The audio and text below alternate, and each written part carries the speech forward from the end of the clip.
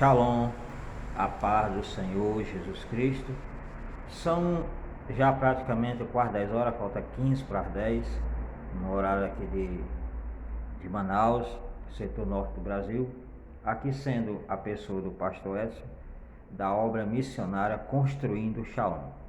E é mais um dia, hoje são 5 de janeiro de 2022 e quero dar continuidade, voltada à questão das reflexões, essas reflexões novas que eu estou falando sobre a questão da ousadia ou a timidez, a ousadia de Deus, a ousadia positiva, a ousadia que vem das Escrituras Sagradas. Não é a ousadia voltada à questão da obra da carne, voltada à questão da ignorância do homem, voltada à questão do pecado, do sistema do mundo. Não. Essa ousadia que eu estou te apresentando nesta manhã é voltada à questão bíblica, é a ousadia divina, é a ousadia que Deus derramou na nossa vida por intermédio do Espírito Santo de Deus. Você só obtém essa ousadia se você tiver o Espírito de Deus. A ousadia em si, só voltada à questão do espírito humano do homem, ele é limitado. Resolve algumas coisas? Resolve, mas não dentro de um campo espiritual. Dentro de um campo espiritual só resolve a ousadia voltada à questão da espiritualidade do homem, voltada à questão da comunhão que o homem tem com Deus. Tirando isso, não tem nenhuma outra possibilidade da pessoa ter esta ousadia que eu estou te apresentando nesta manhã, dentro dessa reflexão número 277, quase 300 reflexões. E o texto central sempre é o mesmo que eu estou utilizando e variando outros textos, que o texto central é 2 Timóteo, livro de 2 Timóteo, capítulo 1, versículo 7, que fala que Deus não nos deu um espírito de timidez. Timidez está falando questão a covardia, ao medo, não, mas de força, né, de amor e de poder. Esse é da onde nasce toda a nossa ousadia. Nós que somos crentes em Jesus Cristo e somos cristãos, que nascemos da água do Espírito, que somos uma nova criatura. É nesse sentido, é nesse foco que eu estou te falando dentro dessa reflexão. Essa reflexão, ela também pode ser voltada para a pessoa secular, aqueles que ainda não são crentes, aqueles que não aceitaram Jesus, que tem somente a ousadia nata que recebeu como ser humano, que ela precisa ser transformada com a ousadia original, que é vindo do próprio Espírito de Deus, que justamente é esse ponto central que eu estou apresentando para você, que é o obreiro, o diácono, o presbítero, o evangelista, o pastor, o bispo e etc. Todos aqueles que querem ter um fundamento na sua vida, arraigado ali verdadeiramente com o Senhor, é quem vai obter esse sucesso.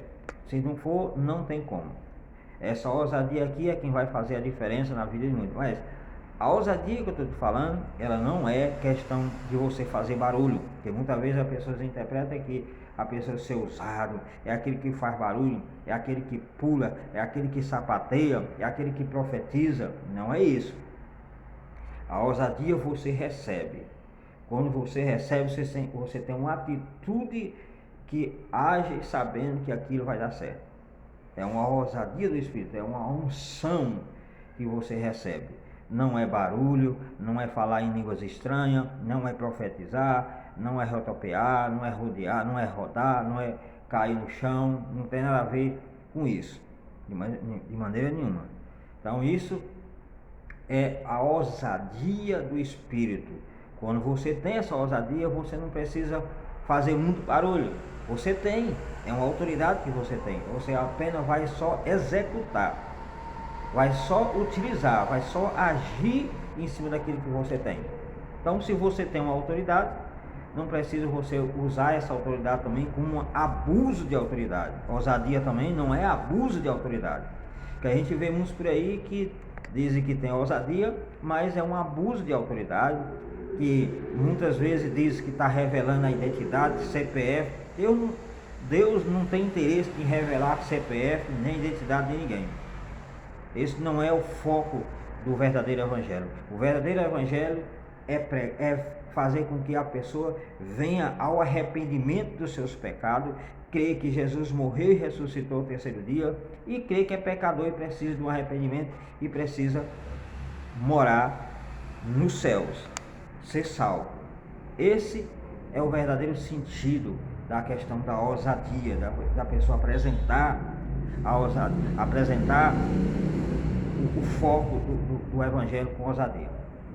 Então, muitas vezes a gente vê muito isso aí, essas interpretações, pessoas, já vi até pessoas colocar outra nas costas, né, a unção do cavalinho, e dizer que isso é ousadia. Isso não é ousadia, isso é uma ousadia mais carnal, voltado para a obra da carne. A gente já viu muito isso aí, muita pessoa pegar um terno e sair jogando nas pessoas, as pessoas saem caindo dizendo que isso aí é ousadia do Espírito.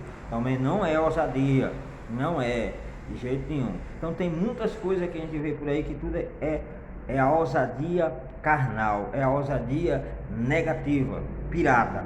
A ousadia original, você recebe o poder de Deus na sua vida e você vai utilizar o verbo, vai usar a fala, vai usar a tua boca para falar. Não precisa de utensílio nenhum, não precisa de mais nada auxiliar. O próprio poder que você recebeu, você vai executar. Então, o texto que eu estou usando, já usei 2 vezes, vou usar ele de novo, que você vai abrir lá no livro de Marcos, capítulo 4, se eu não me engano. Evangelho de Marcos, capítulo 4, do versículo 35 a 41, que está falando sobre Jesus acalma a tempestade. Por que, pastor? Se você está falando vários assuntos, várias reflexões em cima desse texto, porque esse texto ele é rico, ele é um texto que faz com que você obtenha vários pensamentos, várias interpretações, várias visões sobre esse texto. E nesta manhã eu quero falar sobre a questão do missionário, a questão daqueles que querem ganhar alma para Jesus e que precisa ter essa ousadia, porque no campo missionário nós vamos enfrentar muita coisa. E aqui o texto fala aqui, pega a sua Bíblia aí, já foi 7 minutos de reflexão já. Pega a sua Bíblia no livro de Marcos, capítulo 4, versículo 35 a 41, que fala assim: E naquele dia, sendo já tarde, disse-lhe, Jesus disse, passemos para outra banda. E eles deixando, eles quem? Os discípulos, deixando a multidão, o levaram consigo, assim como estava no barco. E havia também com ele outros barquinhos. E levantou-se grande temporal de vento e subia as ondas por cima do barco, de maneira que já se enchia. E ele quem? Jesus estava na popa, dormindo. Na popa do quê? Do barco, dormindo, sobre uma almofada. E despertando os discípulos, dizendo, Mestre, não se te dá que pereção, quer dizer, em outras linguagens, outra palavra, não se importa que nós estamos perecendo? E ele, Jesus, despertando, repreendeu o vento e disse ao mar, cala-te, aquieta-te. E o vento se aquietou e houve grande bonança. Versículo 41. E disse para os discípulos, por que sois tão tímidos? Ainda não tendes fé? E os discípulos sentiram um grande temor e diziam uns aos outros, mas quem é este que até o vento e o mar lhes obedece? Então, dentro desse texto, eu quero falar sobre duas experiências que eu já vi voltada à questão de vento, questão de tempestade. Só não tinha a questão do mar, mas existia o vento. Eu me lembro como hoje, eu tinha mais ou menos aí estourando aí meus 12 anos de idade, ali no interior chamado Pau d'Arco do Canto, aonde surgiu uma grande tempestade, no sentido de chuva, aquela chuva com trovão, aquela chuva com relâmpago, que a pessoa nunca tinha visto uma chuva tão brava daquela situação. Era relâmpago, era vento, E todo mundo acordou com medo daquela situação, do vento derrubar a casa, era aquele relâmpago, era trovejando. E aí eu me lembro como hoje, o meu tio, estava meu tio e parece que meu pai também estava. E aí eles usaram a sua ousadia dentro daquilo que eles conheciam. E não dá para eu entender que tipo de ousadia era aquela, se era uma simpatia, se era voltada à questão de coisas mendigueiras, não sei o que era aquilo. Eu sei que eles, me lembro que hoje meu tio saiu conversando com meu pai e disse: vamos tirar o vento, vamos parar o vento e depois nós vamos e tira a questão dos relâmpagos. Porque se nós parar o vento, a chuva vai acalmar e o relâmpago é mais fácil para poder a gente equilibrar. A questão aqui é o vento, não é nem tanto o relâmpago nem a chuva, é o vento. Então eles queriam tirar o vento. E aí eu vi ali o meu tio lá fora e disse que risca o chão. Aí o meu tio pegou, o Licindo pegou ali tipo como foi uma foice, um machado, e riscou o chão. E depois pegou uma vazia com água e jogou aquela água ali, dizendo que riscando o chão era como queria assim, para acalmar a questão dos relâmpagos, e a água que estava jogando era para tirar o vento. Olha a ousadia daquele povo, tipo como seja uma simpatia ou alguma coisa assim. Eu sei que resolveu, eu sei que olhando resolveu aquela situação. O vento parou, né? A chuva ficou normal, o relâmpago também equilibrou, tudo equilibrou. Agora, eu não sei que tipo de linguagem eles utilizaram, fazendo aquele risco no chão e jogando na água. Eu não sei que palavra eles falou, porque não me lembro, de jeito nenhum. Então, você vê como é que é a situação. Então aqui, dentro desse texto aqui, Jesus estava fazendo uma grande obra anteriormente, já tinha terminado de fazer uma obra no meio daquela multidão anterior, e pediu para que os discípulos antecipassem isso, pediu para que os discípulos se reunissem para poder ir para outra banda, para outro lado, que era outra obra que ele estava fazendo lá. Nessa primeira obra aqui, ele já tinha saído do meio da multidão, já tinham feito os milagres, já tinham operado as maravilhas. E aí disse: nós precisamos ir para o outro lado. O outro lado era uma cidade de Ganareno, é a cidade dos Ganarenos, era o outro lado. Mas tinha que atravessar esse rio, que parece que pela história era o rio da Galileia, que tinha que ir para esse outro lado fazer a obra. Então você vê que o campo missionário não é fácil. Não é fácil, a gente vê tanta coisa nessa nossa vida que só Jesus. Então, a pessoa ser missionário hoje, trabalhar no campo missionário, não pense que a pessoa não vai enfrentar dificuldade, porque vai enfrentar dificuldade.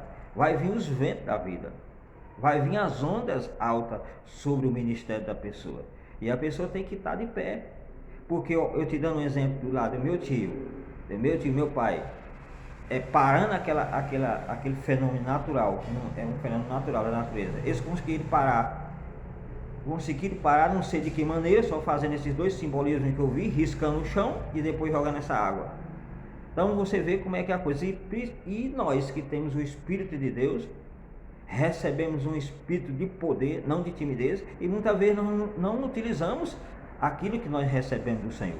Temos uma ferramenta essencial, temos uma ferramenta poderosa na nossa vida, mas nós não utilizamos para fazer nada. Por quê? Porque nós somos pessoas, muitas vezes nós estamos tímidos, estamos com medo, estamos apavorados, né? Que a timidez vem de medo, vem de pavor, perde o foco, perde a visão, e não age, não acredita, não tem fé ainda.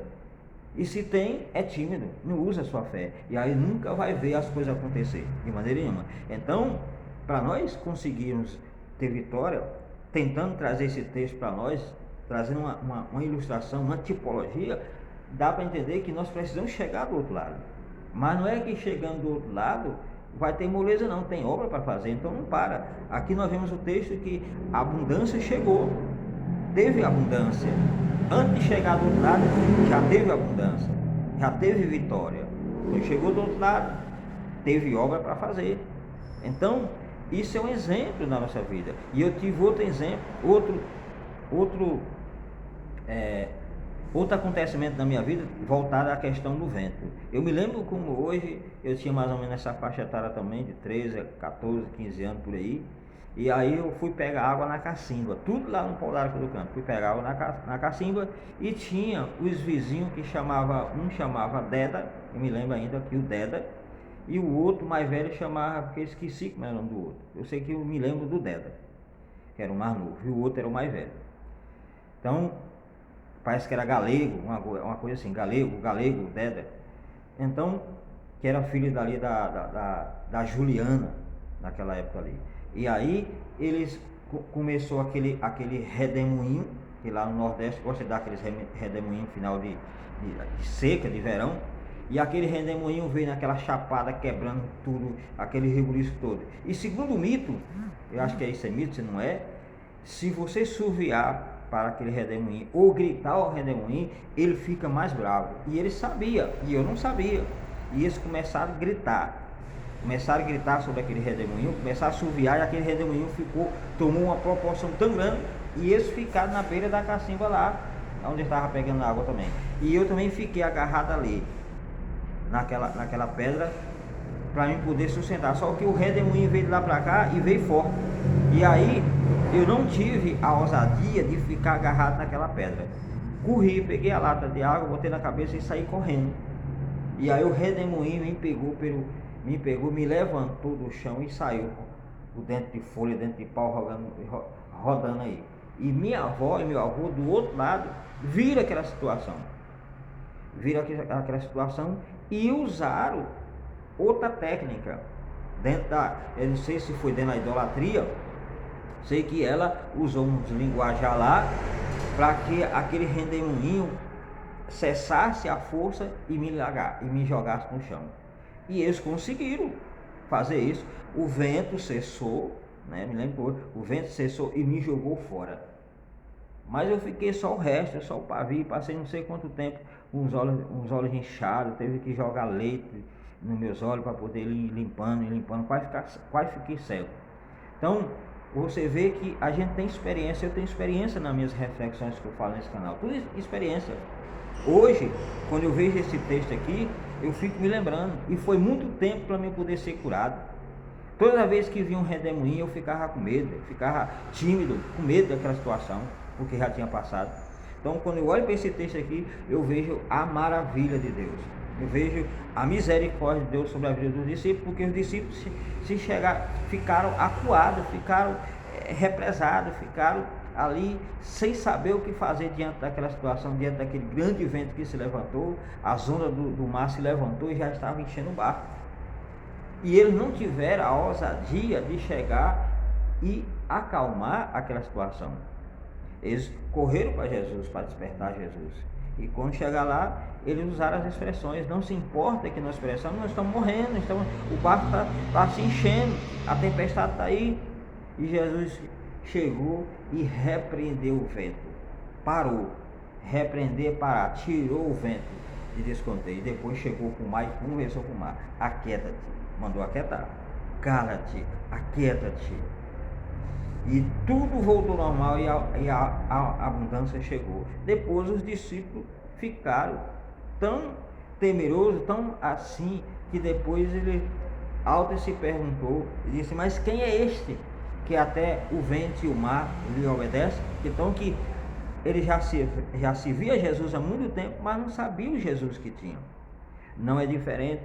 Hoje, muitas vezes, nós estamos velhos na fé e não sabemos o Jesus que nós temos ao nosso lado. Não sabemos o Deus poderoso que tem ao nosso lado.